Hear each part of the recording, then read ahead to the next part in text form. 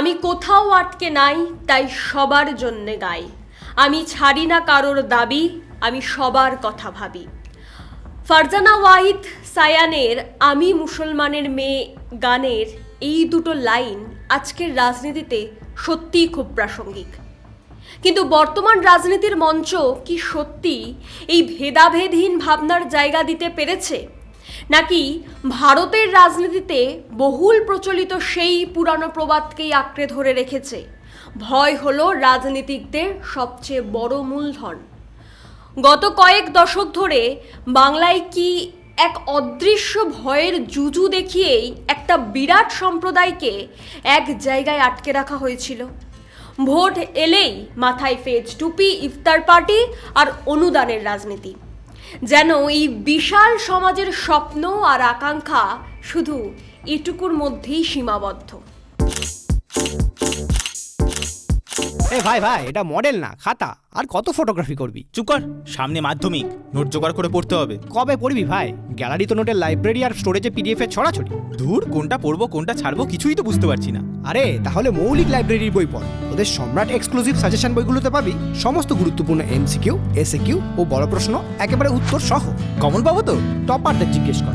সম্রাট exclusive suggestion মাধ্যমিক, ভালো রেজাল্টের পাসওয়ার্ড।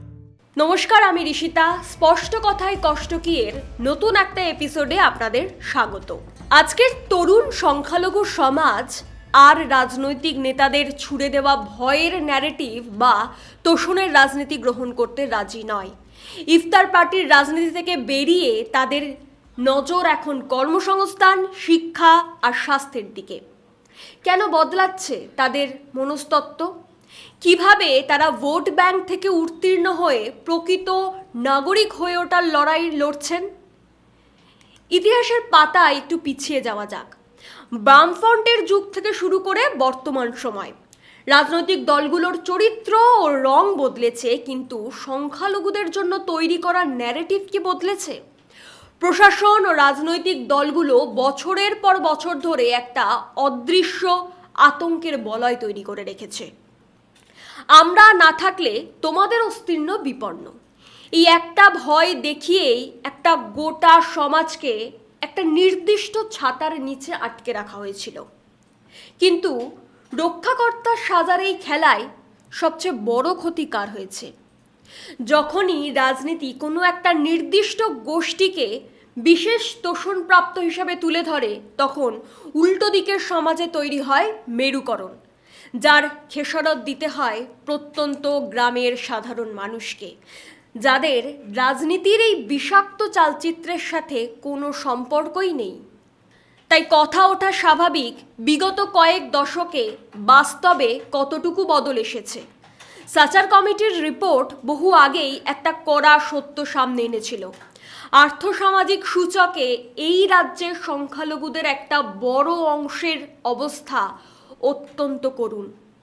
ইমাম ভাতা বা মোয়াজ্জেম ভাতার মতো প্রতীকী অনুদান দিয়ে হয়তো ধর্মীয় সমাজের একাংশের মন জয় করা গেছে, কিন্তু সাধারণ মানুষের পকেটে কি তার কোনো প্রভাব পড়েছে? আজকের দিনে দাঁড়িয়ে দেখুন, মুর্শিদাবাদ, মালদহ কিংবা উত্তর দিনাজপুরের হাজার হাজার তরুণ কেন ভিড় করছেন ভিন রাজ্যের ট্রেনে? কেন পেটের তাগিদে পরিযায়ী শ্রমিক হতে হচ্ছে তাদের? এখনকার সময়টা আলাদা। ইন্টারনেট এবং সোশ্যাল মিডিয়ায় তথ্যের দরজা খুলে দিয়েছে।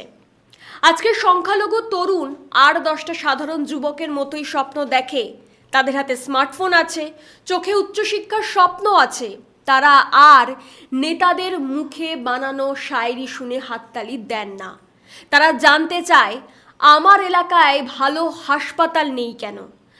আমার জেলায় বড় কোনো কলকারখানা বা ইন্ডাস্ট্রি এলো না কেন? এই তরুণ প্রজন্ম নিজেদের নাগরিক অধিকার সম্পর্কে সচেতন। ভারতের সংবিধান তাদের সুরক্ষার গ্যারেন্টি দেয়। এর জন্য কোনো রাজনৈতিক দলের দাক্ষিণ্য বা কৃপার প্রয়োজন নেই। এই আত্মসম্মানবোধের জাগরণই আজকের সমীকরণ একটু একটু করে বদলে দিচ্ছে। দীর্ঘদিন ধরে সংখ্যালঘুদের একটি সমজাতীয় বা হোমোজেনাস গোষ্ঠী হিসাবে ভাবা হতো। মনে করা হতো তাদের সবার দাবি একটাই, কিন্তু বাস্তবটা তা নয়। এই সমাজের মধ্যেও অর্থনৈতিক বৈষম্য আছে, আঞ্চলিক সমস্যা আছে। আজ সাধারণ মানুষ সত্যি ধর্মের পরিচয়ের চেয়ে স্থানীয় সমস্যাগুলোকে বেশি প্রাধান্য দিচ্ছেন। রাস্তাঘাট, পানীয় জল, পঞ্চায়েত স্তরের দুর্নীতি কিংবা শিক্ষার মান। আর তারা কেবল ভোট দেওয়ার মেশিন হতে রাজি নন, তারা এখন একজন খাঁটি নাগরিক হিসাবে নিজেদের আর্থসামাজিক অংশীদারত্বের দাবি করছে। রাজনৈতিক দলগুলোর জন্য বার্তাটা খুব স্পষ্ট। শুধু আবেগ উস্কে কিংবা ভয়ের পরিবেশ তৈরি করে অনন্তকাল কোনো সমাজকে পকেটে পুরে রাখা যায় না। বাংলার রাজনীতি আজ এক বড় পরীক্ষার মুখে।